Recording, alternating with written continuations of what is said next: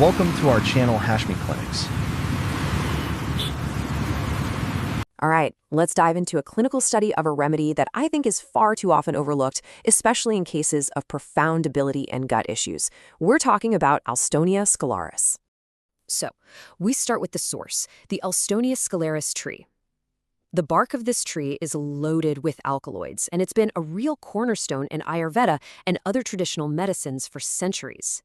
And what did they use it for? Primarily for fevers and really severe bowel complaints. Now, that historical use, that's our first and probably most important clue to how we use it homeopathically. If there is one single line you remember from our classic texts about this remedy, let it be this one: a tonic after exhausting fevers. It's everything.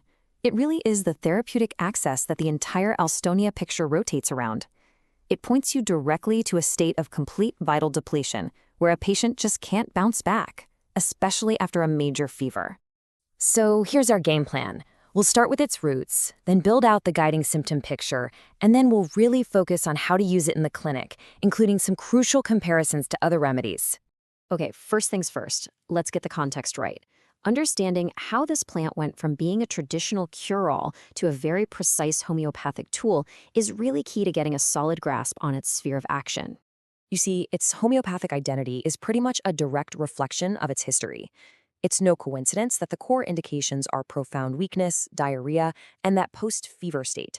This is just the pathogenetic echo of its long-standing use as an anti-malarial, an anti-diarrheal, and something to bring down a fever. Now, what's so clinically significant here is the pattern you see across all these traditional systems. I mean, look at it. Ayurveda uses it for weakness after childbirth. In China, it's for respiratory inflammation. Australian Aborigines use it for fever. The core themes are always inflammation, infection, and the weakness that follows. This directly informs and, frankly, confirms our homeopathic picture. It's fantastic. All right, now let's actually start painting the portrait of the Alstonia patient.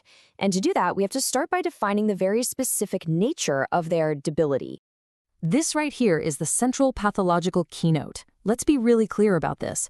The weakness is not a primary nervous exhaustion, like you'd see in picric acid. No, this is a deep, profound physical prostration that is anchored in the gut. The patient simply cannot get nourishment from their food. This leads to a total systemic failure of assimilation and energy production, almost always following an illness. And then you have this, a highly characteristic nervous system keynote. This isn't just generalized anxiety. It's a very peculiar, very specific symptom, a sudden violent waking with palpitations at the exact moment of falling asleep. When you see a symptom this unique in a case of physical debility, it's an invaluable guide. It's gold. These physical generals just complete the picture of malassimilation, don't they? That gone, empty feeling in the stomach, the anemia that results, the fact that food just sits there undigested, it all points right back to that central digestive failure. And that dirty white coat on the back third of the tongue? Classic. It's a really strong confirmatory physical sign. So now let's drill down into the particular symptoms. We're going to focus on how this state of weakness, or atony, shows up in the remedy's two primary spheres of action, the gut and the uterus. You see what's happening here? There's a unifying theme of atony, a profound relaxation, a total lack of muscle tone. In the gut, it shows up as liontaria, where undigested food passes right through, often immediately after eating.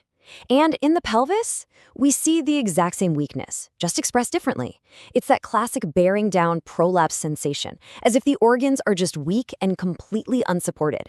It's the same keynote of atony, just in two different systems. Understanding the modalities, what makes the patient state better or worse, is absolutely essential for confirming that you've got the right remedy. So let's look at those. And the modalities are perfectly consistent with this whole picture of vital exhaustion. I mean, it makes complete sense. Any demand on the system, whether it's the digestive effort after eating or physical exertion like walking, it causes an immediate aggravation. The only thing that brings relief is a complete shutdown of activity, lying down. And don't forget the cause. That history of malaria or contaminated water remains a foundational piece of the puzzle. Okay, now we get to a really critical clinical skill differentiating Alstonia from other remedies that can look very similar, especially in these cases of debility. When you put it up against Cinchona, the distinction becomes crystal clear. Alstonia's weakness comes from a failure to absorb nutrients after an illness.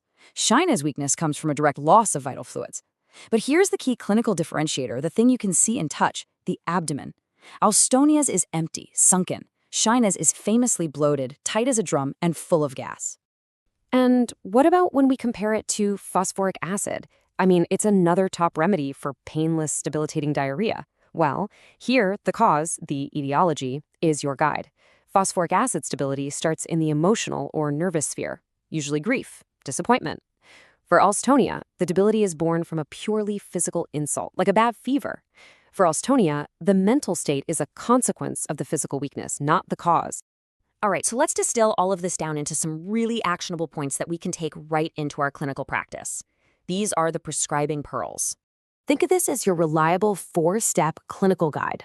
When you're looking at a case of post-illness debility, just ask these 4 questions. If you can answer yes to each of them, well, Alstonia Scholaris has to be one of your top considerations. And here's one final prescribing pearl. In the middle of a really complex case, never, ever forget the simple physical examination. That dirty white coating on the back third of the tongue is a highly reliable physical sign.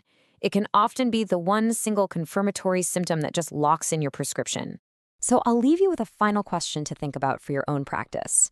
In your cases of post-viral fatigue, maybe chronic fatigue syndrome, or those tough, irritable bowel cases, how often might this remedy actually be the one you need? With its crystal clear picture of gut-centered assimilative debility, Alstonia Scholaris really compels us to go back and look at our most challenging cases of chronic weakness, with its unique picture firmly in mind. Professor Dr. Rafat Hashmi is a distinguished homeopathic physician, educator, and researcher with over 4 decades of clinical and teaching experience.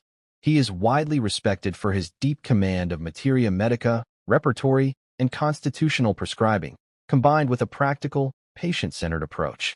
Dr. Hashmi has dedicated his career to training generations of homeopathic doctors, blending classical principles with modern clinical insight. He is also known for his innovative work in digital homeopathy, developing educational content, clinical tools, and AI-assisted systems to enhance remedy selection and case analysis.